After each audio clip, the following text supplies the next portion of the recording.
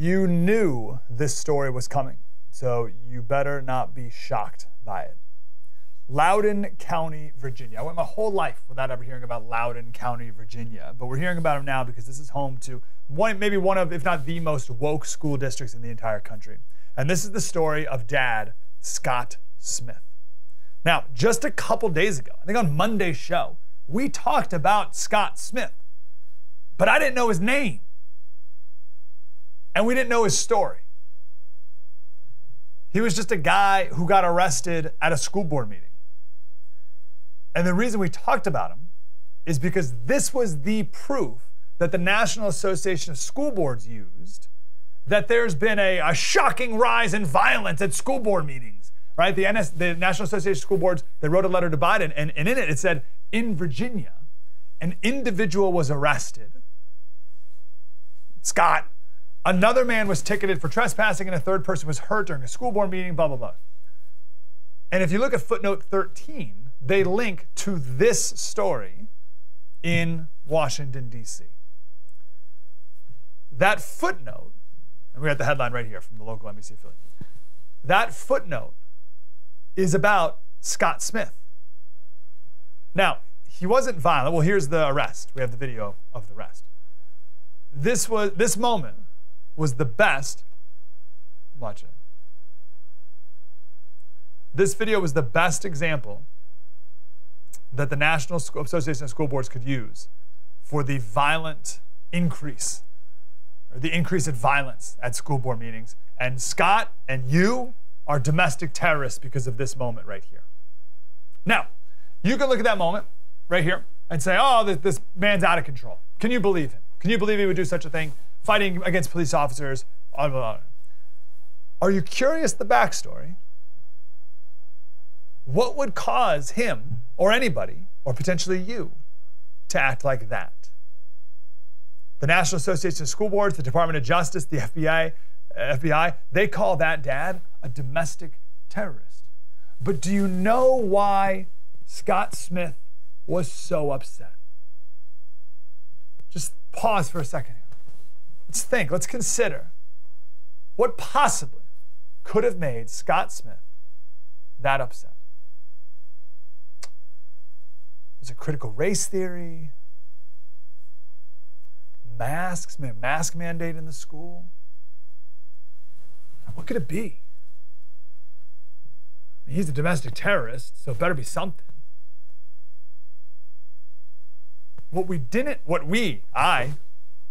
The American people did not know. The media knew. They didn't report it, though. But it was known. But now we all know.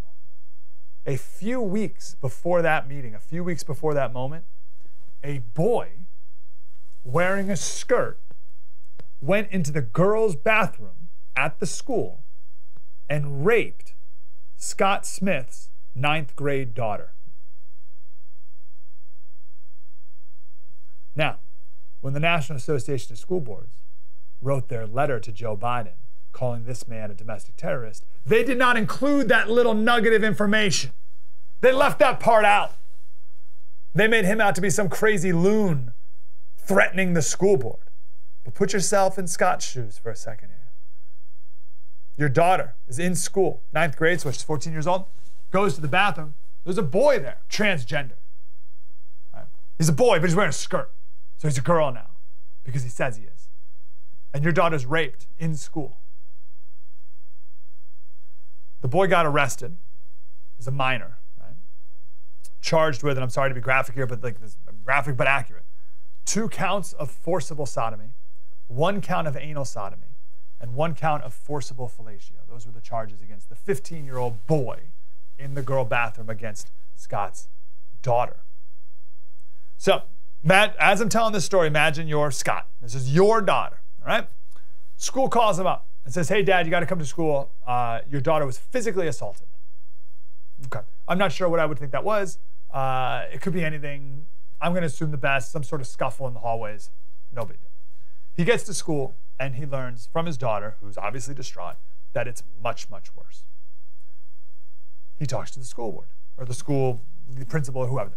And they said, we are going to handle this in-house. in-house. What do you mean you're going to handle this in-house? Do you have your own electric chair for rapists in the basement of the school or something? What are you talking about? You got your own jail? You got your own prison in the school? In-house? Now, why did the school want to handle this in-house? Because the administrators are a bunch of super woke progressives who know that parents have been concerned about this very thing happening with a transgender boy or whatever, a boy in a girl's locker room or bathroom. And they knew that if news got out that this is what happened, then this would be a giant step backwards for trans girls' rights. Forget about girls' rights. That doesn't matter. Like the girl raped. We're talking about trans girls' rights. Then it will just victimize other trans kids. So, Dad, we're going to go ahead and handle this one in-house. He did what every other dad would do and flipped out. And he demanded that the police get involved. So eventually, he's in the school still, right? And eventually the police show up. He's like, oh, thank goodness, thank you. Police walk in, he's like, hey, cops, you're not gonna believe what just happened here. And it took him a couple seconds before he realized that those cops were there to arrest him. Imagine that moment. You thought the police were on your side. Well, actually, first you thought the school would be on your side. Your daughter just got raped. But then you quickly find out that they're against you because she got raped by a trans person. So the kid who did this, 15 years old, was put on house arrest. So the dad's like, okay, fine, good enough for now. The trial or the court date was supposed to be October 14th. And it was going to be a plea deal, and they were going to lower it to a lesser sexual assault charge, but whatever. At least it's something. That never happened. Why did that never happen? Because on October 6th, the trial was on 14th. On October 6th, that boy was charged with sexual battery and abduction after he forced a girl into an empty classroom, held her against her will, and sexually assaulted her. And you think, well, hold on a second, I thought he was on house arrest. Yeah, house arrest, except you can leave to go to school. The same school that he raped the girl in a couple weeks prior. So that trans kid did it again. So now you got to imagine you're that girl's father. And you find out that the school knew this kid was a rapist and still didn't protect your daughter because trans rights. You with me? So that's the background of this school board meeting.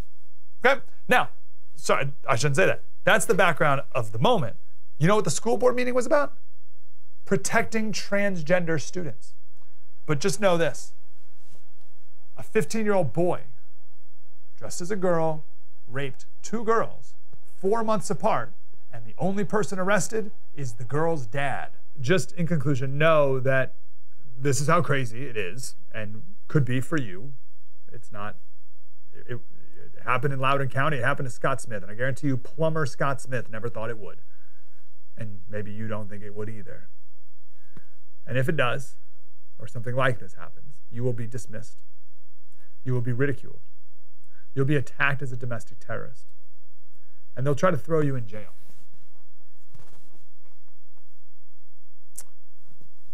For a misdemeanor. We're so far out in left field right now. We're like still debating, should we let boys into girls' locker rooms and bathrooms? And then when the worst happens, you'll be treated like the enemy. Wow. That was deep and insightful. I want more of that. Like, subscribe, get more.